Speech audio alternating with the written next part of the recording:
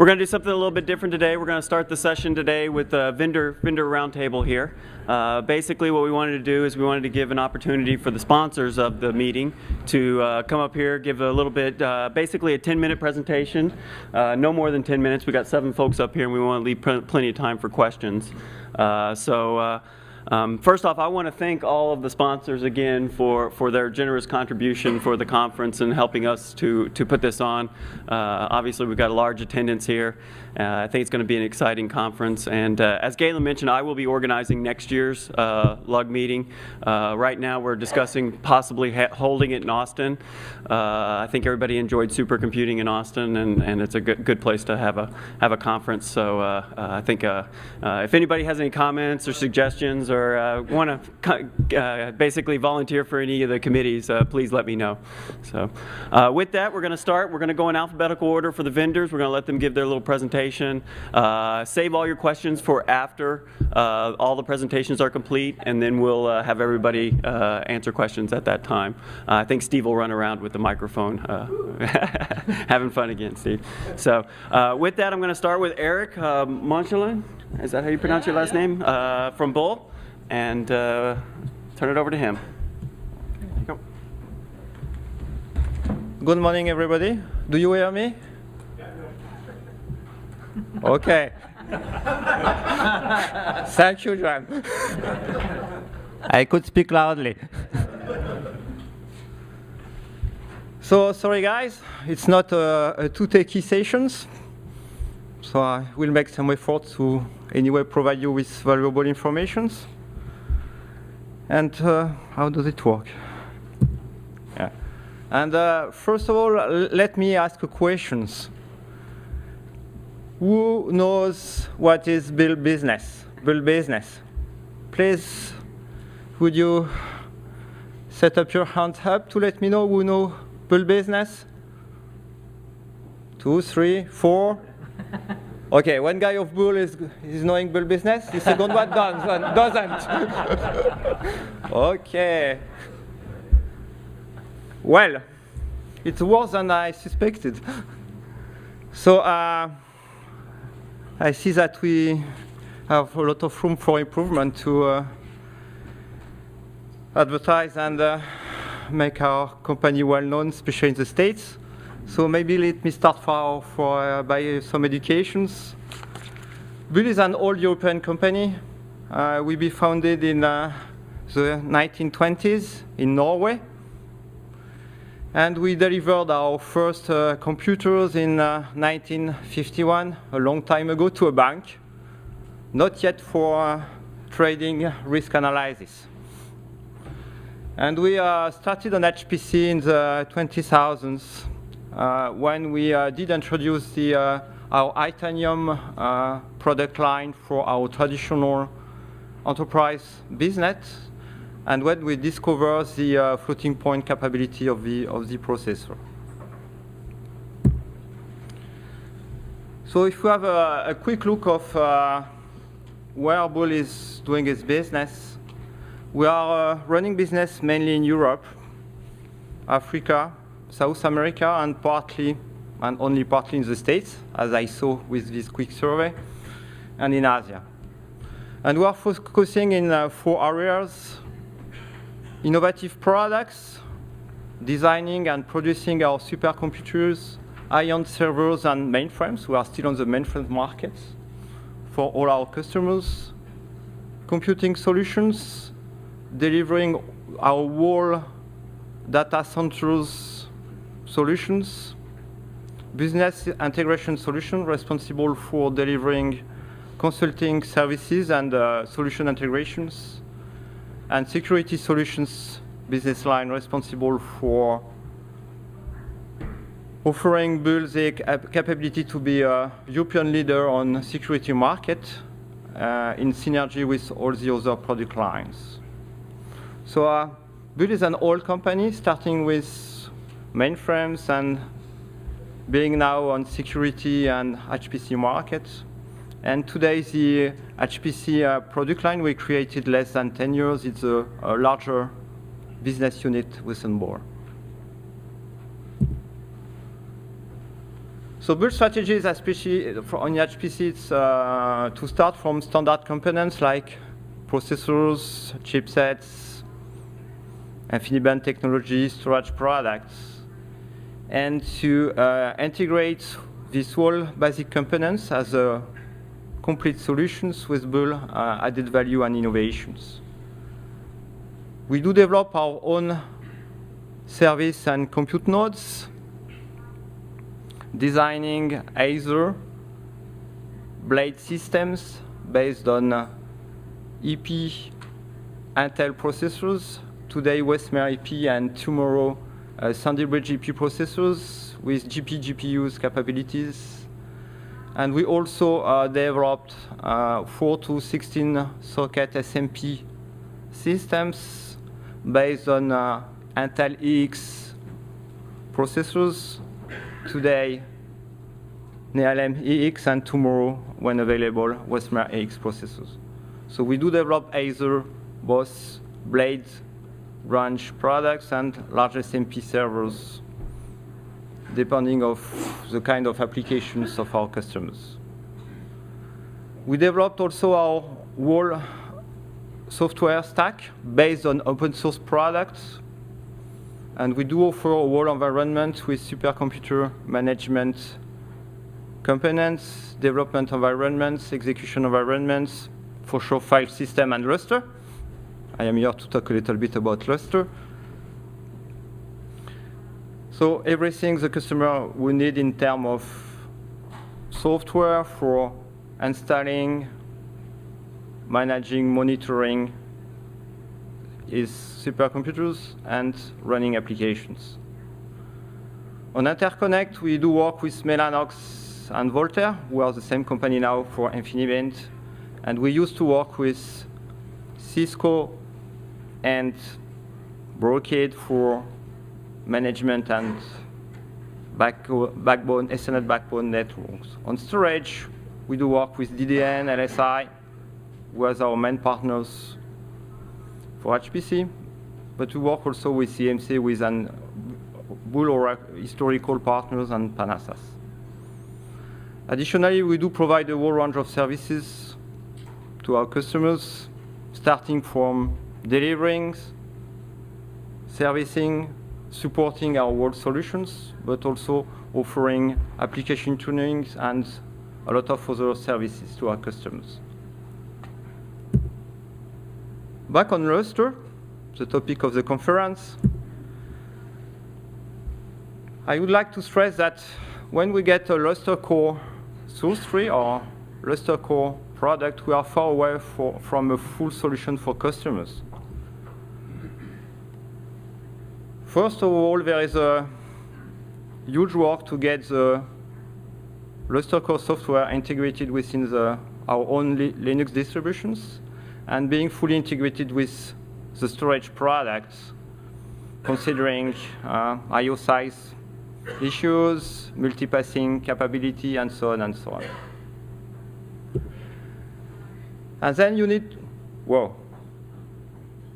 this PowerPoint is not working like mine. Okay. So you need to offer your customer with a Lustre management environment. It has been already discussed yesterday. You need to provide tools to configure, monitor, and manage your Lustre file system. And you need also to provide tools to manage your storage. Thank you, sir. Because if you do have a large number of OSS, MDS, you do have also a huge quantity of storage. You need to provide high availability capabilities, and you have to work on performances. World servers are now non-uniform memory access architectured. It is the same for IOs. So we do have a lot of work to do in terms of performances. We do work on MPI-IO too, to make MPI-IO Lustre aware and to take advantage of the Lustre architecture of the supercomputers. And you have to run tests, and testers and validations to make the whole solution efficient and to deliver a high-quality product to the customers. And it's not mean only testing Lustre, but testing Lustre with storage, servers, InfiniBand, offset stack, and so on. And it's really important to deliver this whole environment. And I would like to stress that we have to enlarge the Lustre user base. It is well adopted by large customers, but it is not so used in the industry market and with smaller customers. And it's important for us to enlarge the customer base.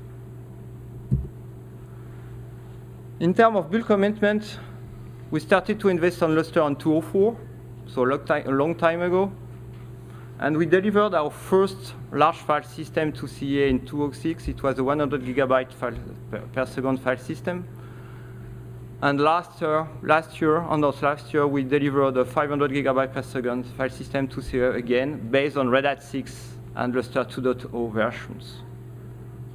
This year, we did participate to the EOFS foundations. We participate to the Administrative Council, and we actively worked on the definition of the roadmap. And we are also pleased to represent the UEFS associations to the OpenSFS teleconference. And we also signed several Whamcloud partnerships for developments and professional services and L3 support. So Bull is really committed on Lustre. We will participate to Lustre 2.1 effort. We already push all our Lustre 2.1 and Red Hat 2.0 and Red Hat 6 patches. We will participate to the test effort, and we intend to participate to the release of next Lustre versions. So Lustre is there, and we suspect that Lustre will be there for a long time. Thank you for your attention. Okay.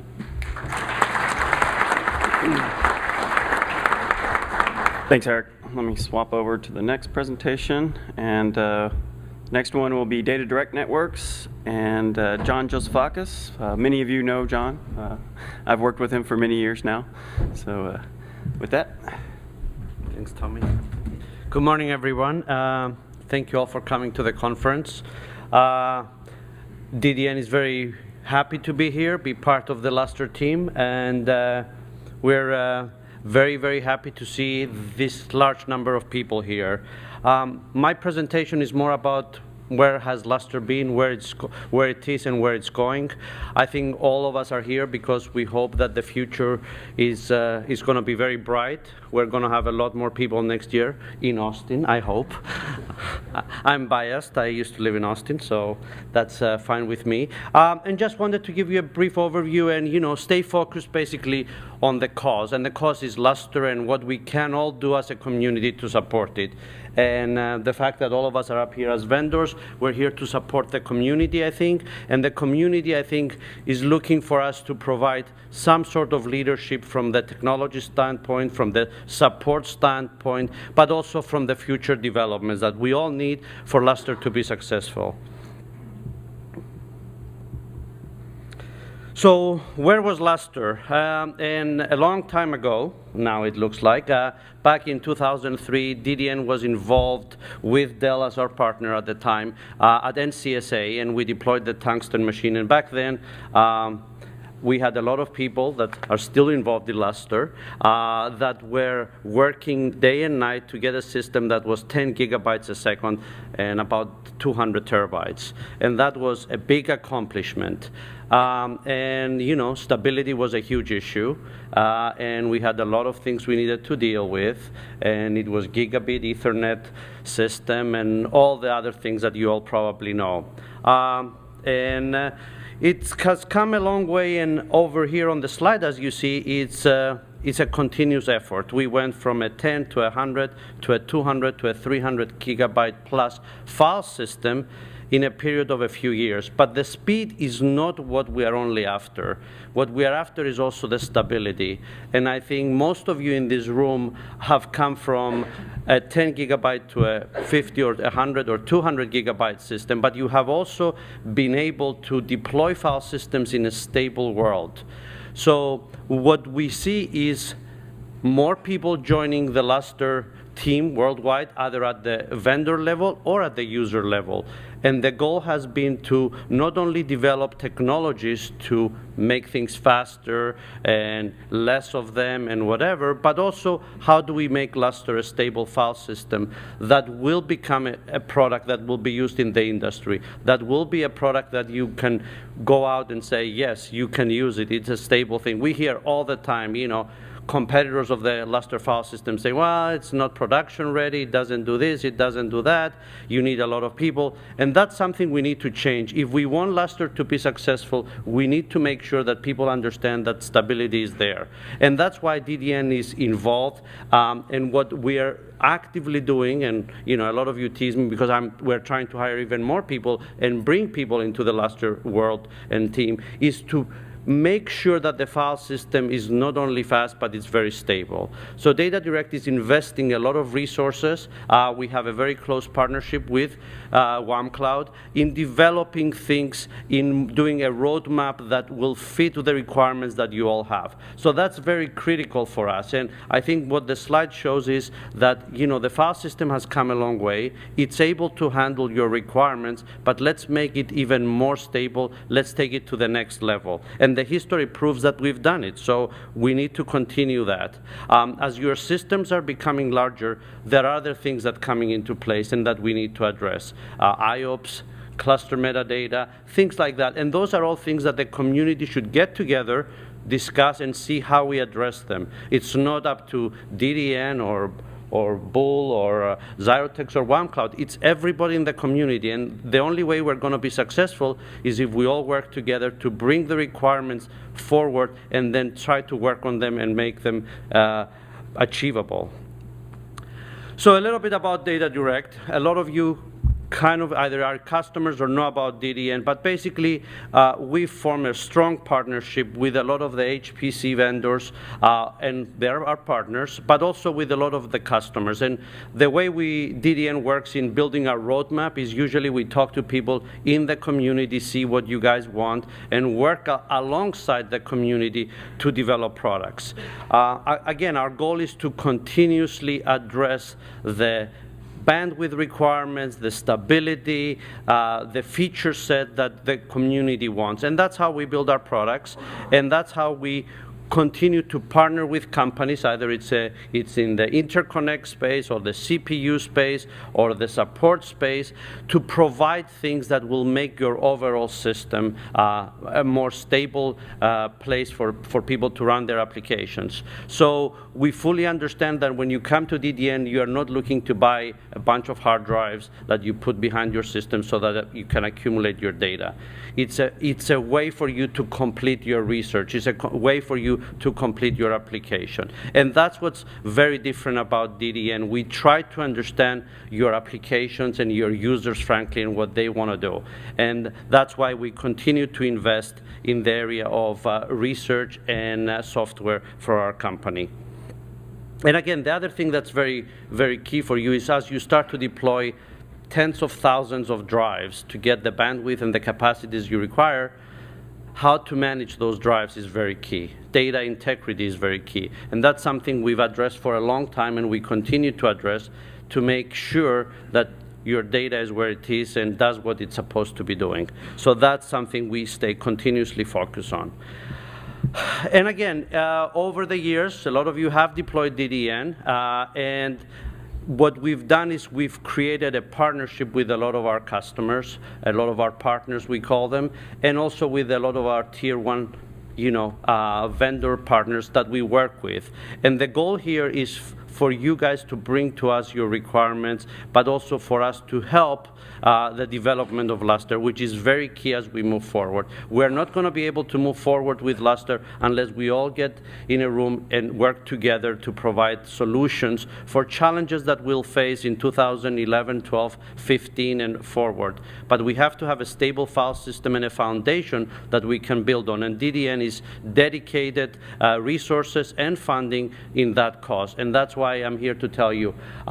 As part of this, we're also, I wanted to announce that, you know, at ISC in Hamburg, we are going to have a users group meeting, and the users are going to be asked, you know, to also come in, but present. I don't want people to come and just hear the DDN story. We want to hear what you have to say. How are you using DDN storage? How do you expect to deploy it in the future? What things do you need from DDN? And then maybe we can share with you what we think are some of the ways we can address those. And basically that's it. I just didn't want to take too much of your time or talk too much about our DDN product line. I think, you know, this is more of a thank you for everybody participating here. DDN is committed to working with the community to provide you the solutions that you need for your users, for your applications. And again, let us know if there is anything we can do to help you to promote, you know, Lustre in the community, and how we can work closer as vendor community to achieve that, because I think we all have to work together as a team, because the goal is one, and that's why you're all in this room. So thank you very much. Thanks, John. All right, thanks, John. Switch to the next vendor, which will be Dell.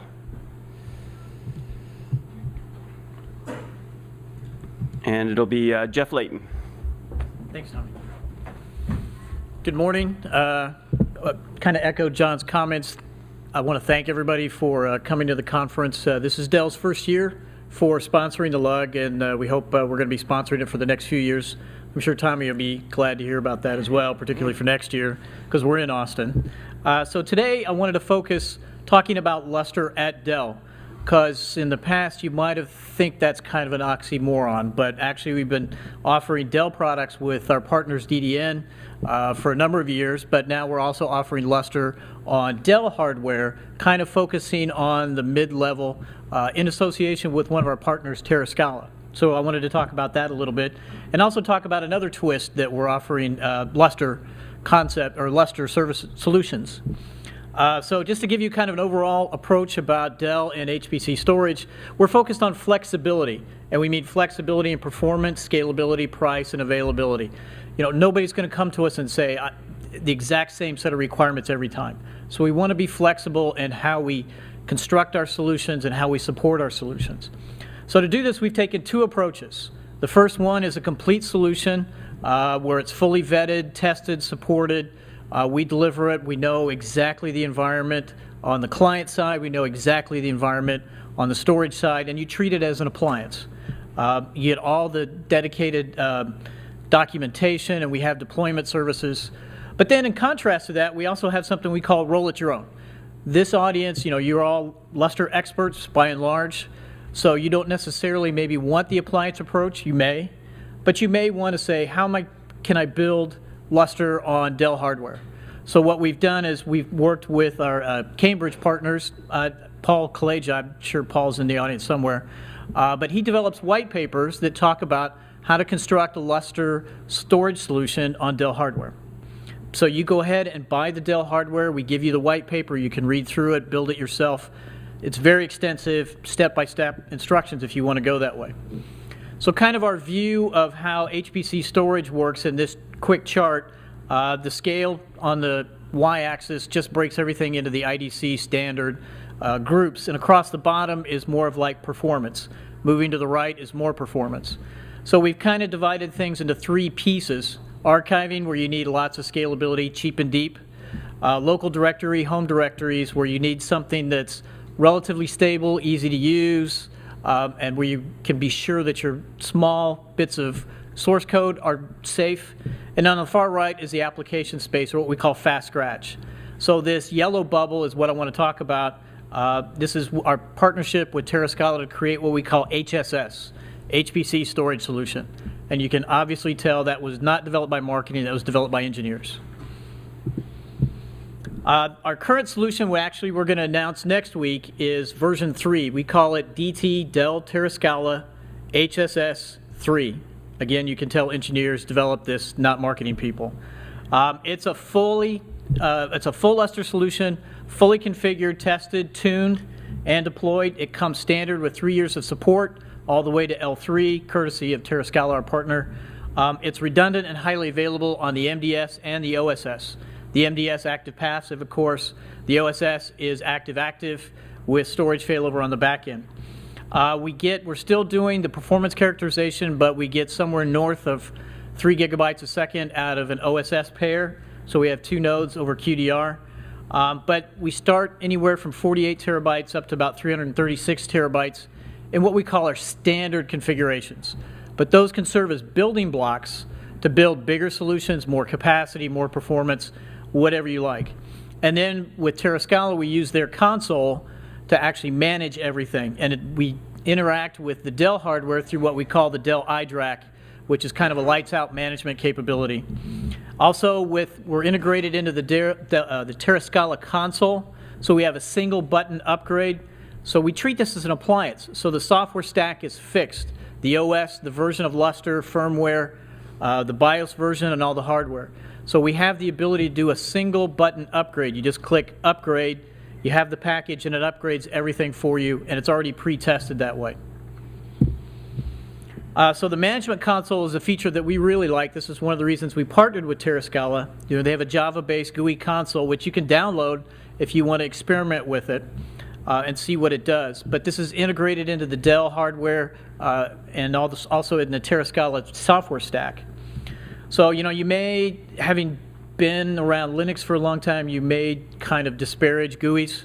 You know, I got to admit, when I was younger, I wanted everything command line, but now that I'm getting older and can't see well, I want a GUI where I can get a big number and I can see what's going on at a glance. And that's why we like the GUI, particularly for the mid-level market customers, so they can get a quick glance of what's going on. You know, why is that OST getting slammed? Well, maybe they can go off and figure that out. And you can kind of see on the bottom right how our stack looks. They all kind of look the same with the Dell bezel in the front, but we've got a redundant metadata active-passive, we've got redundant object OSSs in active-active failover.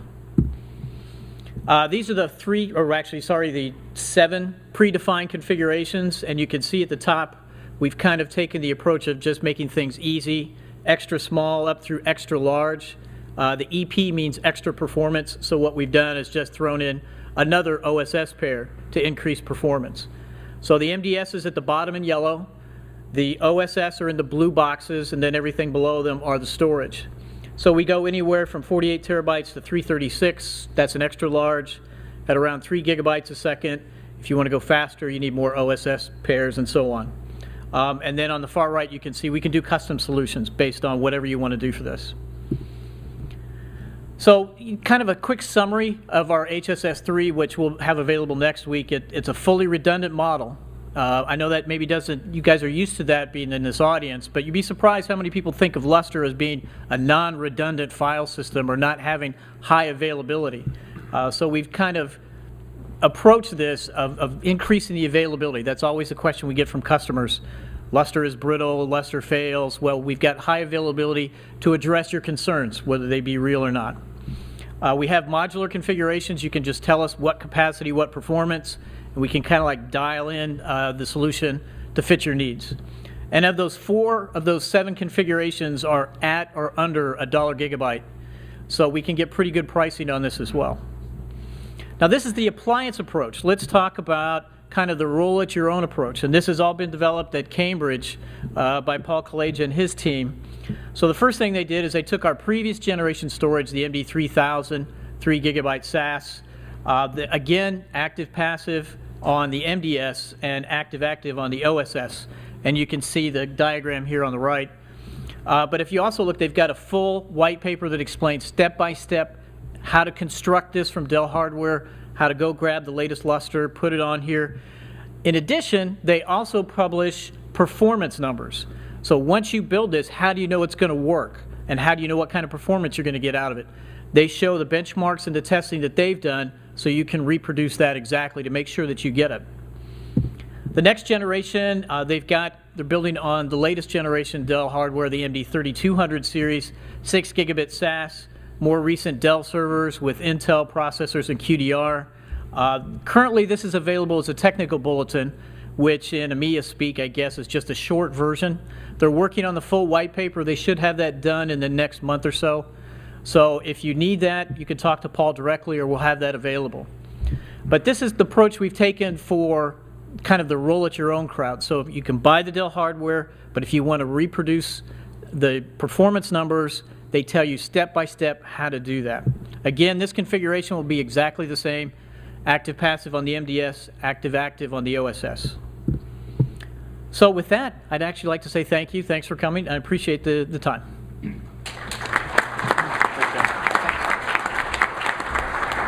Thanks, Jeff.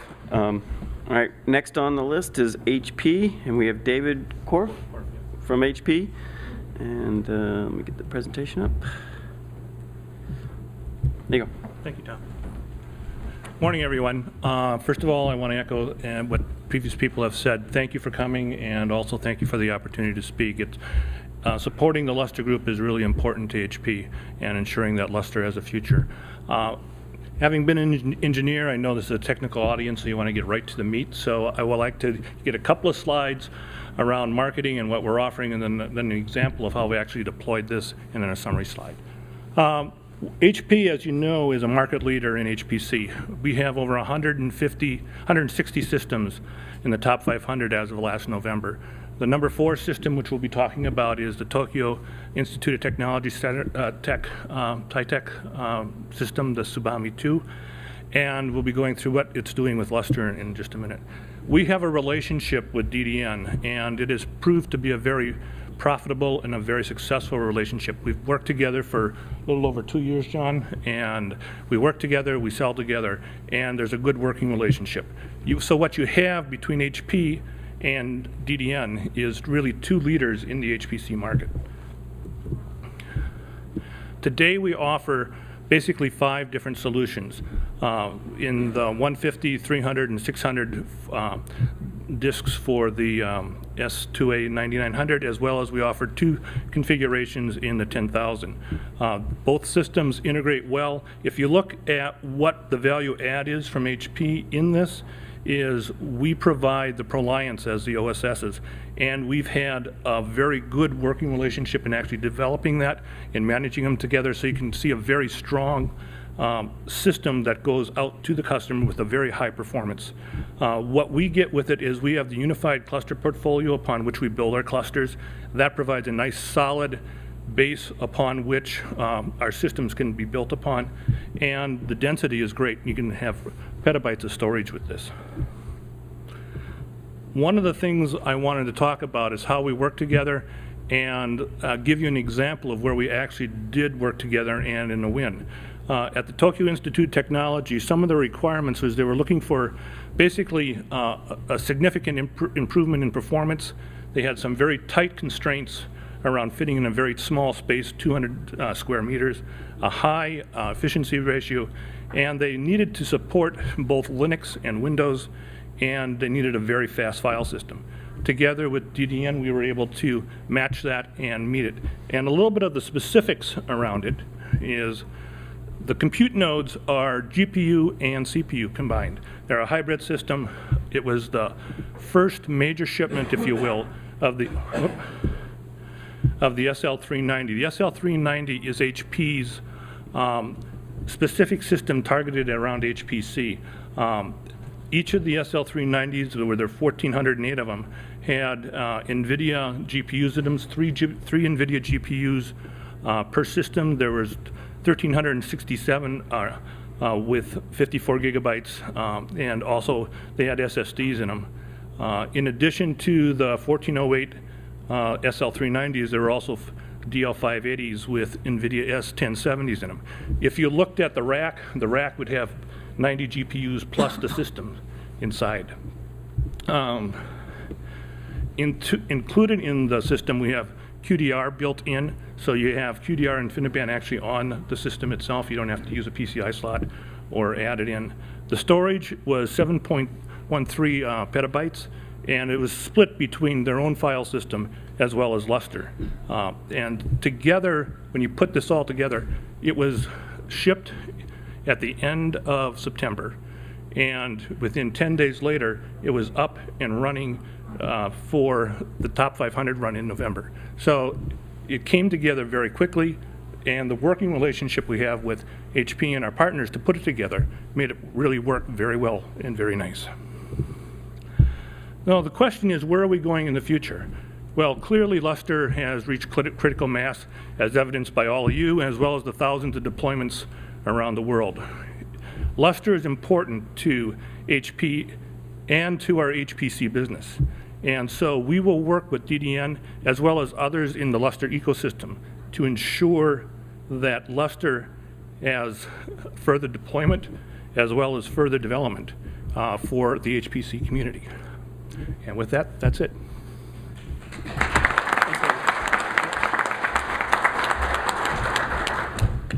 Thanks, David. All right. Next on the list is Terascala. Which one was yours? There it is. In there? Yeah, it's right there.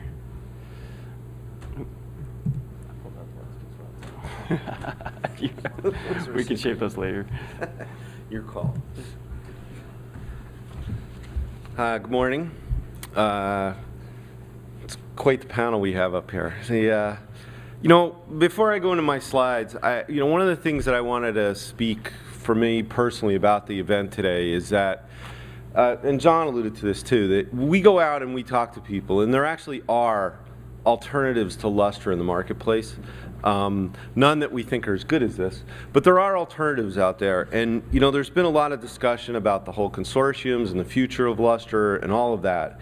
And one of the things that I'm very impressed with is this actual event today and all the people that are here and the vitality of the Lustre community. I go out and I have people ask me all the time, I thought Lustre's dead. And I look at them and I say, look at the number of vendors that are currently involved working in this community. Look at the number of people that are there. And I know there's all this noise about multiple consortiums and it'll get sorted out, but there are consortiums. And there is no other file system that you can go out and get this kind of group together to move the state-of-the-art forward. And I want to bring that up because I know it's been, people get a little crazy and wonder about the future of where Lustre's going, but I think as you see the people up here and the people out there, there's actually a real future for this, and I think it'll continue to evolve over time. So thank everybody for coming and for being part of that. So I want to talk a little bit about who Terascala is. I probably should have talked to Jeff beforehand because I think I have some of the same slides. So I'll do those really quick. But we've built an appliance approach to the whole Lustre deployment. And I think there are different classes of people and different problems that need to be solved. And what we look for is the challenge of how do we deliver a completely integrated, roll it off the truck and install it kind of solution. In our definition of what we do as an appliance, we build it from a set of defined configurations which allow us to build it on a factory floor. And what that lets us do is take some cost out of the equation and increase some of the reliability and the consistency of it. And there's a trade-off there. Less flexibility, we believe a more consistent solution, and it also allows us to extract some cost out of the solution so that we're able to deliver some additional value competitive with everybody else. So it's all about simplifying the deployment, the management, and the ongoing usage of the system. And as anybody who works with Lustre, it's about getting the job done and getting the application performance up to the highest levels. So I'll spend a second talking a little bit about what we do in the area of management. There's a whole lot to our solutions. I have a limited time, but I thought to try to describe what our management piece is all about. And there's really three key components to it. There's the console, the actual server, and the agents.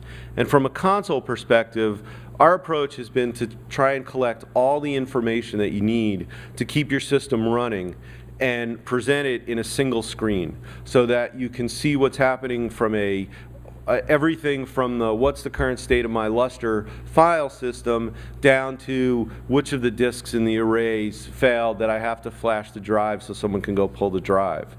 And related to this, and our whole approach, and I touch on it here, is all about making it so that we can become reactive in supporting our systems as opposed to proactive. And I know that sounds backwards from what most people would think, but I know a lot of people spend each day sitting there paused over their system, worrying about, oh my God, what's going to happen next? And through a series of notifications and agents, we're able to push out information. We send emails out to people when there are system problems. It has phone home capability. So that kind of level of support to make it easier for people to manage their system. A key part of it is the server itself that monitors and reports on what's happening in terms of the hardware, the file system, the storage arrays, understanding what the LUNs, so maintaining a complete view of the environment. And we have the agents that sit in all the individual pieces. A lot of what are important about the agents is having control over what happens in terms of failover and having a consistent and reliable approach to that.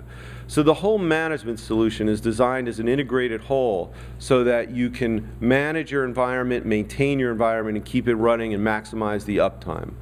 One of the things we like to talk about is that this is not delivered as a black box solution. If you work in this world, you understand it's what we call a gray box solution. It's not that you're locked out of it and can only do it a certain way. We support the patches that people need and the ability you can get console access through the user interface to get all the way down into the nuts and bolts of the system. So that's a chunk about that piece of it. You know, from a sort of overview of the technology solution, we do offer a different range of products. As Jeff talked about, we work with Dell to provide the HSS solution. It's targeted towards a particular class of users and particular configurations. We also have a solution that we call our DTS 4500, which is based off of larger disk arrays. All of our products come with high reliability in terms of active-passive metadata solutions and active-active for the OSS solutions. Additionally, one thing we've added, announced a little while ago, is a gateway appliance to provide mount points so that other file systems can get into the Lustre environment. We see more and more people talking about that. Moving forward, as we go into coming up into supercomputing, we're going to be announcing an additional suite of analytics tools. So to see not only what's happening with your system now, but what's happened with it over time. So I think that, you know, I wanted to keep it short. I know want to give people a chance to ask some questions, etc. But to go back to what I said earlier, I appreciate the opportunity here to be here, and I look forward to the barbecue at Tommy's house next year. Thanks, Rick. All right, next in alphabetical order, I guess, is Whamcloud. So let's see, Brent.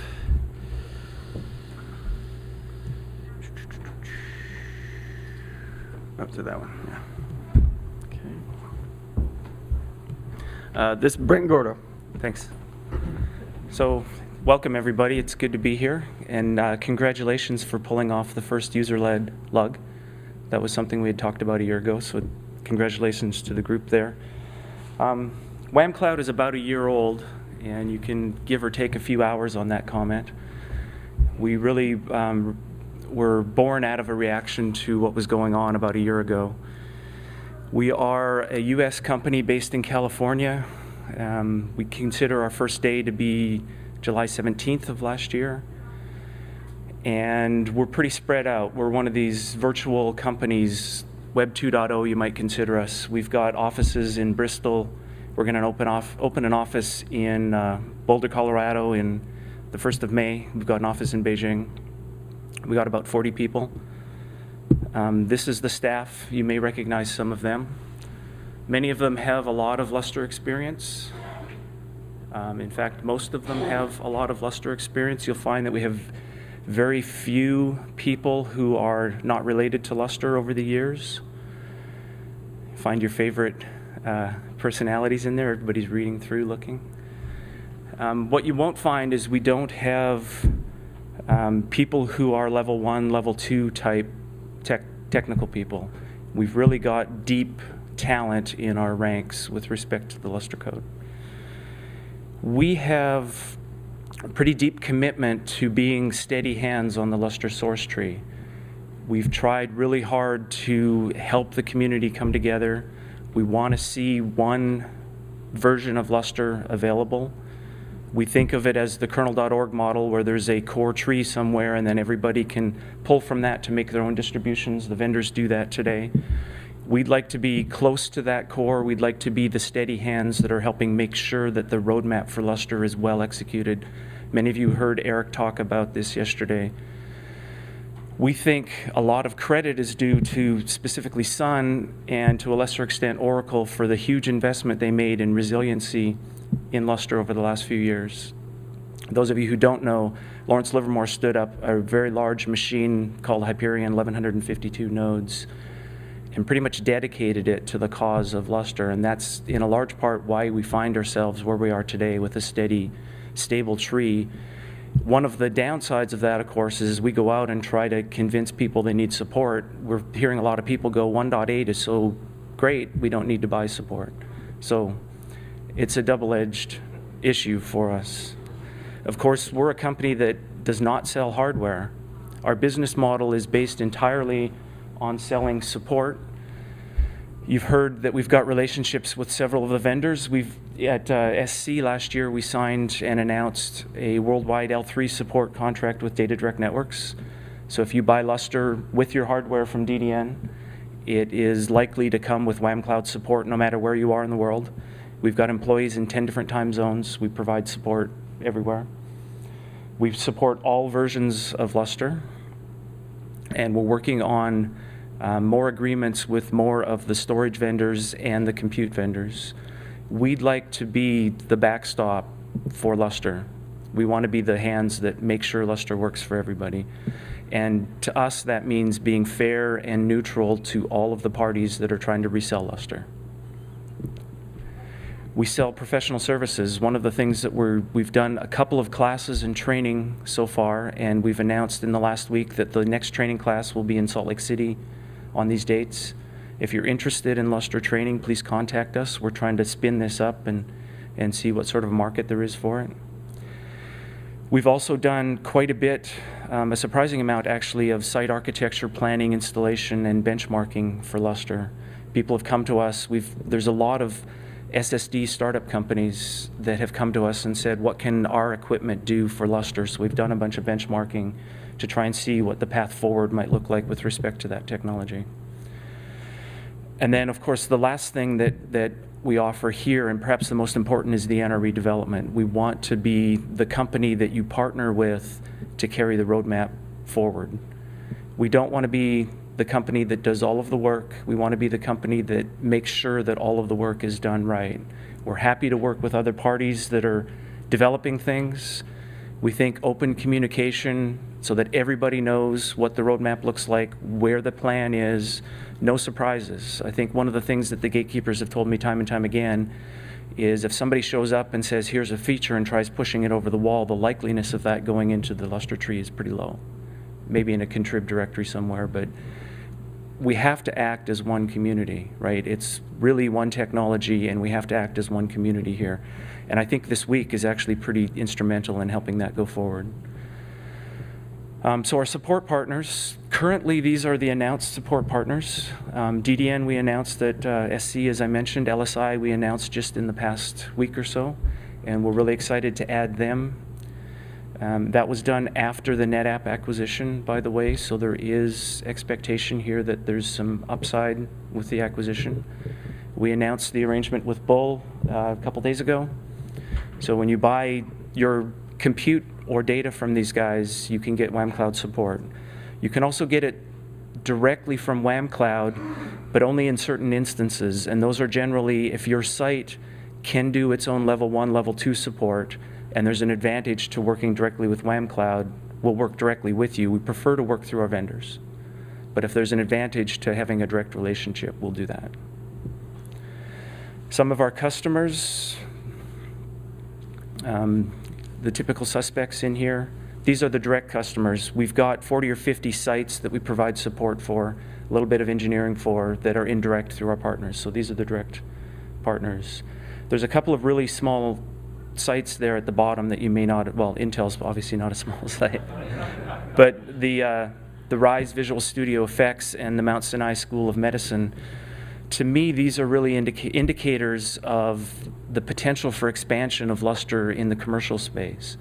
And so this is the exception to us saying that you have to have your own advanced capability to work directly with us. In some cases, where there's a new market industry, we'll work directly with that market to try and understand what the opportunities are there, and then communicate that to our partners so that they can sell in that area. We've also been as active in the community as we possibly can be, while being even-handed here. In January, we announced that we were going to do the 2.1 release with the community, leading the community in that. We've communicated, we've participated at a technical level in all of the community groups that you heard from yesterday. And we've basically donated our infrastructure to the cause for the 2.1 release.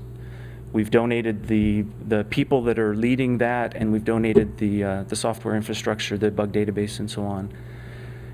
You'll also see us very active at the conferences trying to spread the word of Lustre for our partners for the most part. One of the examples for that is you'll see quite a few talks here from our technical staff. As we ramp up, these people have not been sitting idle waiting for the sales to come in and do business. They're actually out there pushing Lustre forward and doing interesting things. So you should attend these talks and learn what we're up to. The one that, all of them are very interesting, but take a look at the Fanyang talk about the performance improvements that he's got for the metadata, or for the metadata operations. That one will actually be very interesting to you. We do have a roadmap that we're building in participation with the community. And what you see here in the black text are funded projects that we're working on, either by ourselves or in association with others. Some of the red text and the unassigned features off to the right are a bit of a start on where we think the roadmap should go. What you see is two release lines here. There's a maintenance release, which is what we expect most sites that want stability to be using, and then there's the feature release. Not all the feature releases will make it into a maintenance release. The main feature releases will go up into a maintenance release and then be maintained over time. This is posted to our wiki at the URL there if you care to take a look. Other activities that we're doing, we're trying to publish information as fast as we're able to make it.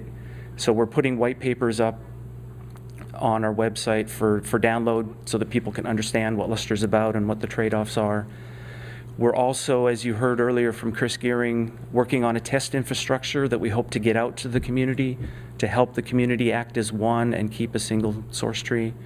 And then we're playing with management tools because we think Lustre really has the potential to expand in the marketplace if it has the right tools to do so. That's it. Thanks. Thanks, Brent. And then our final presentation today will be Peter Bojanic from Xyratex. And do you want to just drive it like this? Thanks, Tommy. Hi, I'm Peter Bojanic. I've worked with a lot of you in the past, and I look forward to continuing to work with a lot of you in the future. Last year's LUG, there were two really interesting things about last year's LUG.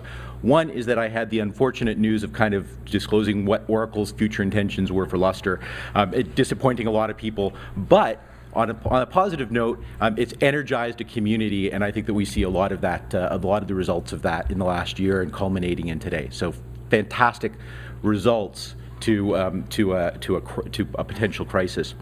The other thing that was interesting last year is this company called Xyratex was kind of hanging around LUG, and some of them were wearing Xyratex badges, and in retrospect, a lot of them weren't actually wearing Xyratex badges at all. And at the time, I was thinking, Xyra who?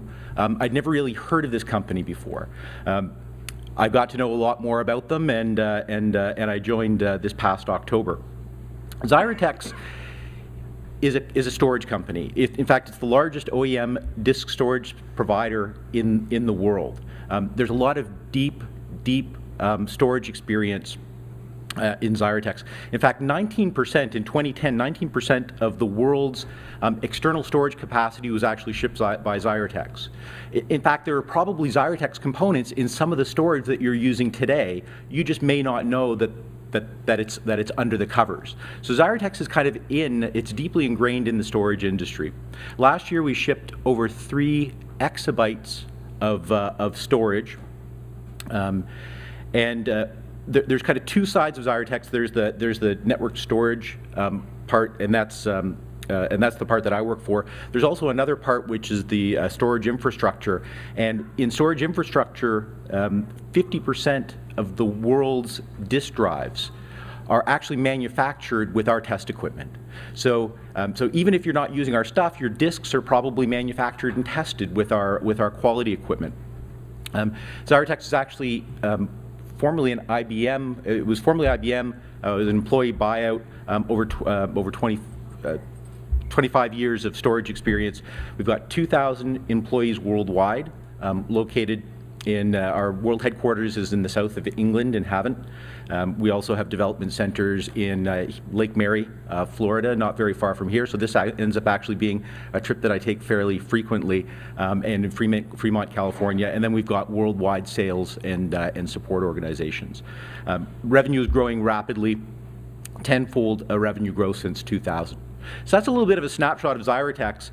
Probably a lot of news to you as well, because it's not necessarily a company that's been active in the Lustre world. In fact, a lot of people have been scratching their heads saying, what is Xyratex doing with Lustre? At Supercomputing this past year, we actually put out a press release and announced that we had done an acquisition of a company called ClusterStor, and that we are in fact actively doing something with Lustre, but we were still being relatively vague. The fact is that we're a large public company. We've got a roadmap for what we're going to be doing. We have to be very careful about how we disclose and how we roll out that roadmap.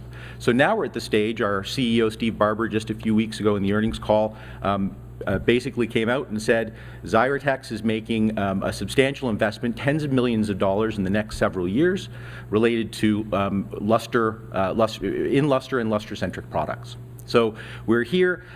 We're progressively disclosing a lot of what our intentions are. I'll tell you about a white paper in a moment. But just to recap what our interests are in Lustre. We completed so Peter Braum, the inventor of Lustre, and a number of the initial architects of Lustre formed a company called ClusterStor. This was after the Sun acquisition, and then Xyratex acquired ClusterStor last summer.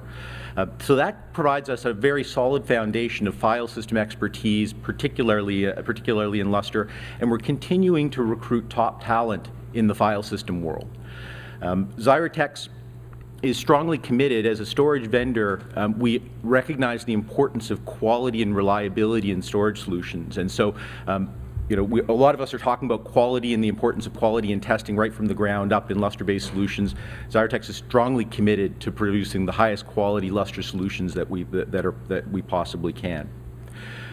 We're going to leverage those capabilities to assist our OEM partners. So Xyratex sells exclusively to OEMs, and our mission is to assist those OEM partners in addressing their growing needs in the HPC market, and addressing the requirements of large data type solutions. We're also committed to working with the Lustre open source community. So we've been very active in the European, we were founders in the European organization in HPCFS, and we're working very actively with OpenSFS. We're having discussions even here. A lot of the engineers who used to work together are either at Xyratex or at Whamcloud, and already our engineers are talking about architectural approaches and getting together face to face to start to chart out some of the difficult challenges that we have to address technically over the next couple of years. Stay tuned. So now we're talking about what it is our intentions are with Lustre. We're not yet talking about product, but stay tuned, because we will be announcing product in the not too distant future. Certainly, if you do have any procurements coming up, we would very much like to talk to you. So you can either nab me after the call, or you can after the presentation, or you can talk to Kevin or Ken Claffey. We'd be happy to talk to you about your future storage procurements. We have 2 white papers. One of them was actually just released yesterday or today or something like that. We've got copies of it around. This is, it's the Lustre Architectural Priorities Overview. So what we've done is we've articulated what we think is important to Lustre to integrate into our solutions and to meet the growing needs of the HPC community. Some of it's largely, it's not necessarily an architectural document in terms of prescribing how we're going to solve things.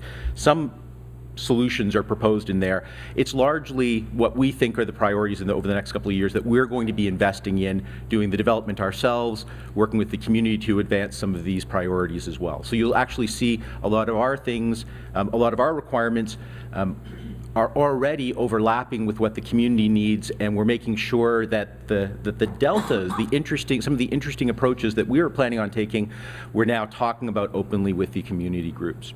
There's another white paper that isn't released quite yet, but Nathan Ruttman gave a presentation on MapReduce with Lustre yesterday.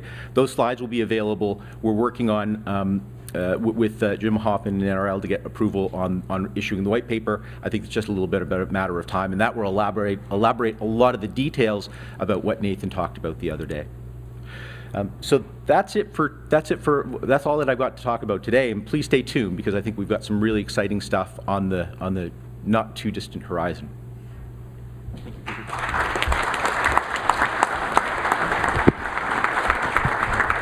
All right, thanks to all the vendor panelists up here.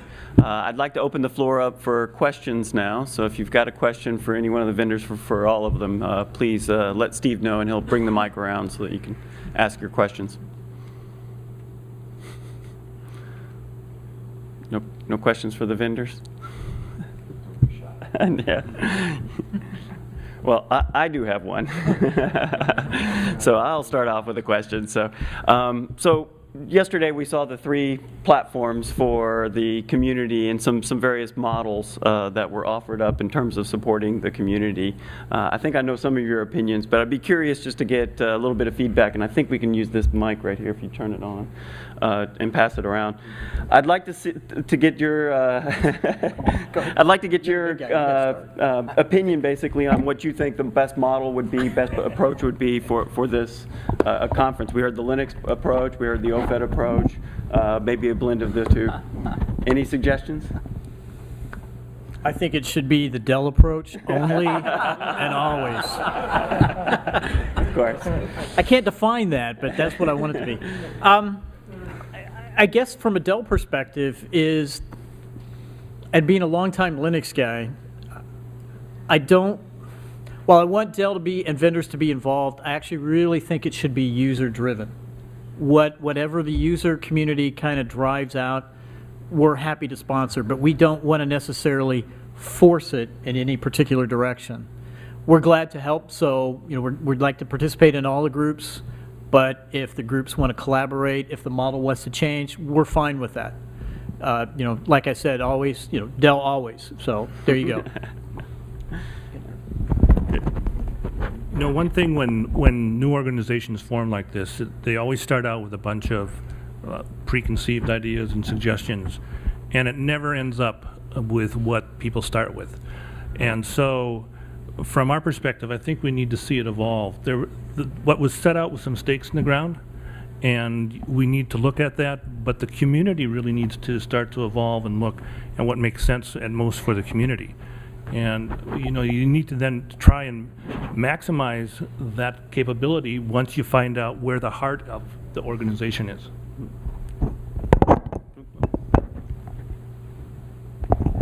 So it's hard to argue with either of those. Well, maybe not the Dell inside thing, but the evolutionary approach, I think, is critical here. From our perspective, we've got a lot of the talent and want to do a lot of the work, but it's got to be a consensus by the community such that no one group feels like they're left out and feels the need to go off and do something else.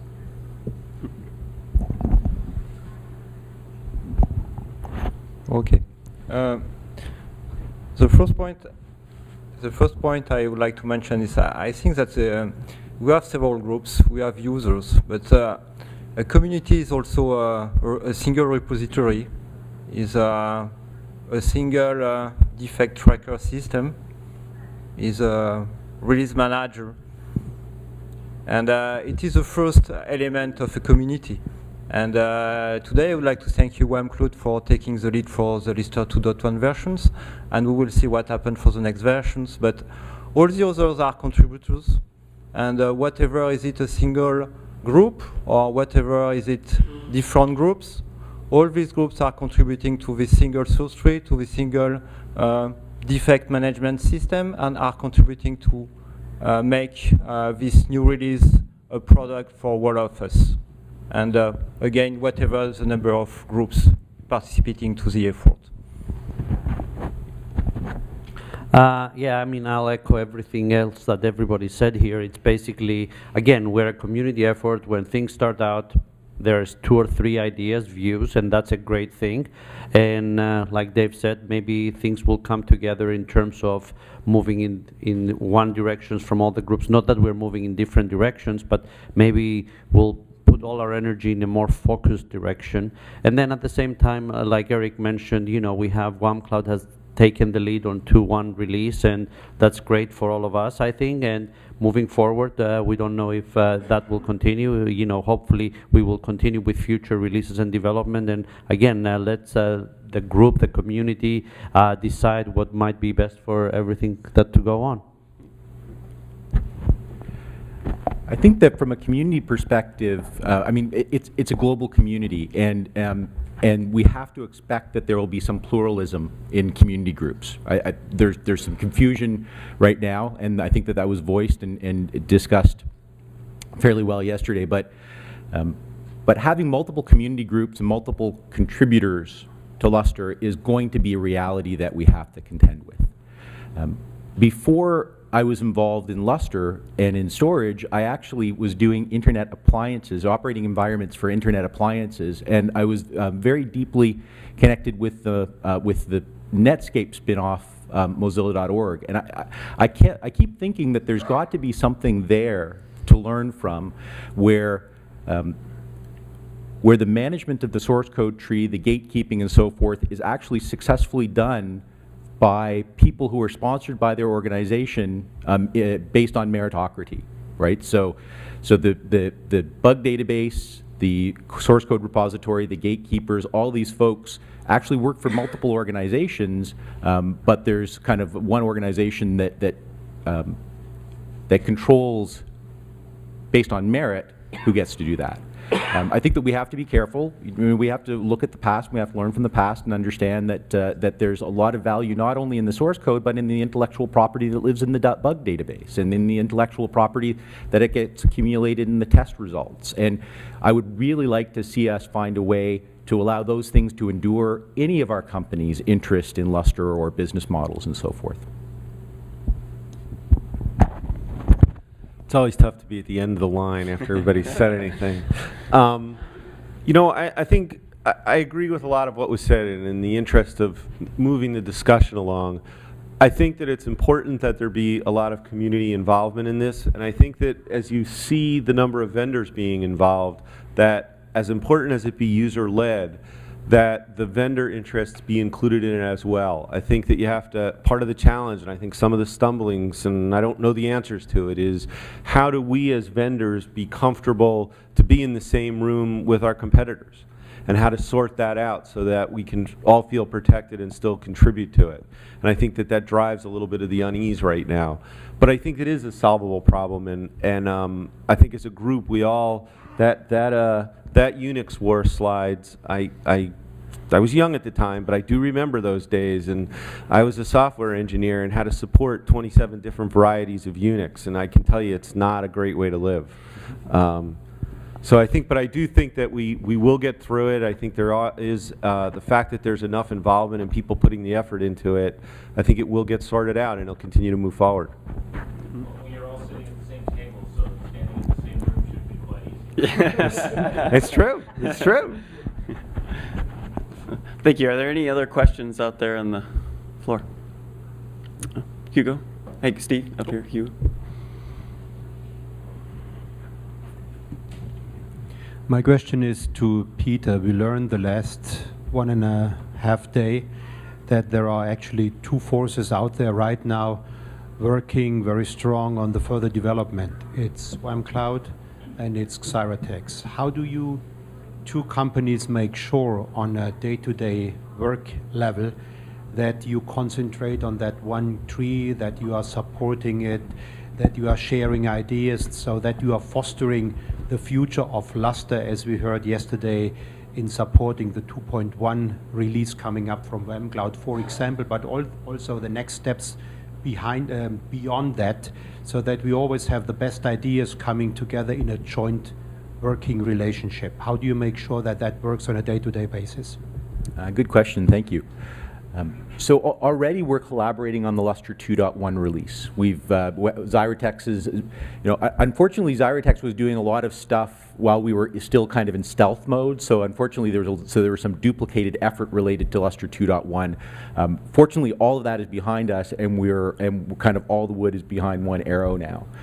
We're collaborating on Lustre 2.1. We've expressed clear intention to continue to collaborate going forward. The future isn't quite as clear beyond 2.1, but we're committed to finding a way to work together.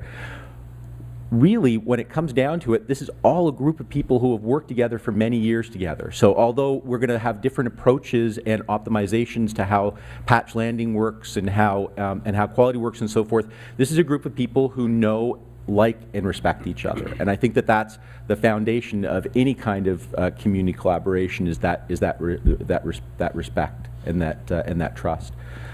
So unfortunately, I don't have all the answers for you because we don't know what happens beyond 2.1. But what I can say is that we have intentions. We have good intentions to find ways to continue to collaborate. And we're already talking about getting together face-to-face. Since we published the architectural priorities the other day, I made sure that the first people that got a copy of that were like Andreas and Eric Barton, and already we're talking about, let's get together face-to-face and start to work through some of these things and make sure that the details are aligned and we know who's doing what. So, I've got a question for Dell, actually. No, it's... so where have you deployed other than Cambridge? Well, actually, unfortunately, I can't name them particularly because... That's fair. As you discovered, a lot of customers are very sensitive. But we have installations, again, this is version 3, so obviously we've gone through version 1 and 2. So we have a version at some place. I'm not sure where it is. Yes, we have one. We've deployed at a couple of sites, another few sites, I should say, a couple being more than 2, or several being more than 2, a couple being 2. My wife is very particular about those words. So I have to be very careful how I say that. Right on. Thanks. So, oh, and by the way, real quick, I forgot to mention this in my slides, and my cohort in crime over here from Dell, John Fergala, reminded me. Real quick, we are hiring in a number of areas, particularly file systems. If you like the Austin area, and Tommy's got great barbecue at his house. So we are hiring. If you're interested, let me know. And by the way, the last thing I want to say is I have the trademark on the phrase, dude, you're getting a Lustre. Just so you know. Thanks. So let me add to that a bit if I can. One of the things, we're actually not hiring right now. One of the things I want to point out,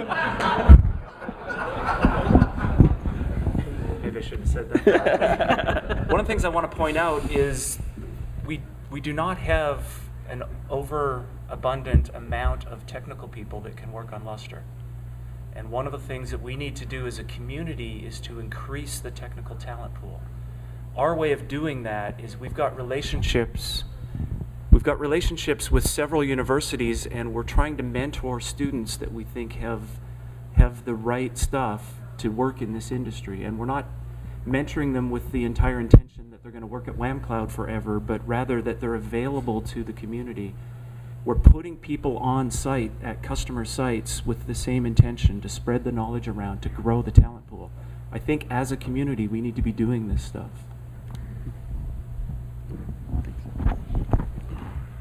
Are there any other questions for the vendors out there?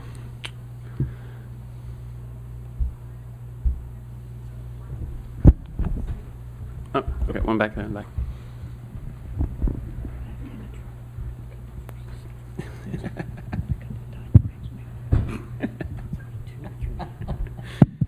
This is a question that may be as appropriate for yesterday evening's discussion as this one, but I see the participation here from the large labs who have large government contracts and large staffs, as well as some of the larger vendors. We're a smaller academic facility. I'm Charlie Taylor of the University of Florida High Performance Computing Center, and we depend heavily on Lustre, and it's been a fantastic product for us. And we'd like to participate in the community and support the community, but we don't have the kind of staff and resources that the large government labs do. I'm just sort of and we don't have the budget to pay $9,000 per OSS for a year of Lustre support. But we would like to participate in the community, and we can fund graduate students, for example, as Lustre development interns. That's something that we could possibly do. Or we might be able to, we can't make a donation because we're a government agency, but we could, and I'm just thinking out loud, pay for pay something to Whamcloud to support development or some other company. But I'm wondering how might an organization like ours best support this community? What would be most helpful?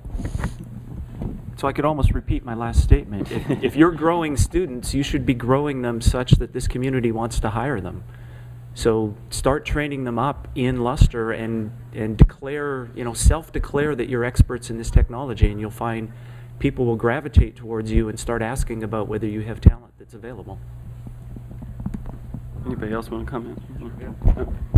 I'm sorry, we'll stay on this side of the table. Go down that way. All right. I've already had too much. So, in any technology community, the first rung or the first tier of collaboration and contribution is testing, right? So it's probably the easiest thing to do. If you've got iron, if you've got capacity and people, then test and provide feedback. That's kind of one of the easiest things that you can be doing. In order to cultivate, a lot of engineers get started in Lustre by fixing bugs, right? So if you want to understand how the development cycle works, Whamcloud have got this clearly articulated. You can get involved in the Lustre 2 effort. Find some low-hanging fruit in terms of bugs, and just get through the cycle and learn how to do it.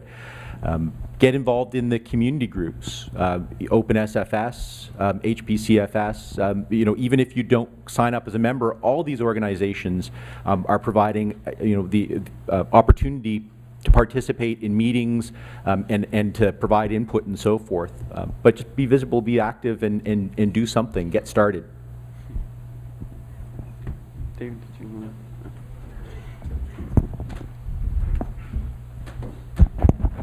I think you bring up a really good point, and I'd like to echo what Brent said. If you look around the room and just look at the age of people, well, mentally I'm 21 too, but I think it's really important that we bring in the youth, and that we sponsor and that we help cultivate that. Because it isn't just the file system, but if you look at the whole HPC community, it all has a similar type of an issue. In addition to that, I think looking at where the technologies are going and encouraging people to move into things that are on the cutting edge, that isn't all just glitz around, videos and graphics and things like that, that are really hardcore science, hardcore solutions, that universities can help by doing that and bringing students into this type of a field for not only file systems, but for HPC and parallelism in general. Thank you. All right, I think we have time for maybe one more question before the coffee break, if anybody has one.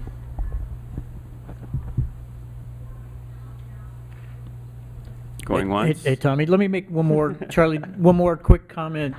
Everything's perfect. Something that I'd like to see is I want to see your experience. What's worked for you, what hasn't worked for you, what version of Lustre made you cry, what version of Lustre makes you cheer.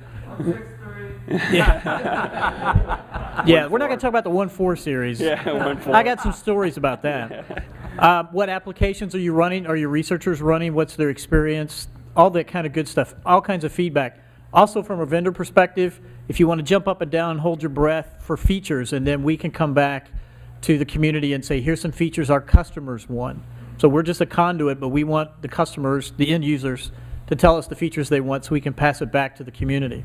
So all of that, anything that you want to throw out there and publish, we'd love to hear. Okay, well, I don't think anybody had any other questions. So with that, we'll go ahead and wrap up and break for a quick coffee for everyone. Thank you. Thanks again to the vendors for the presentation.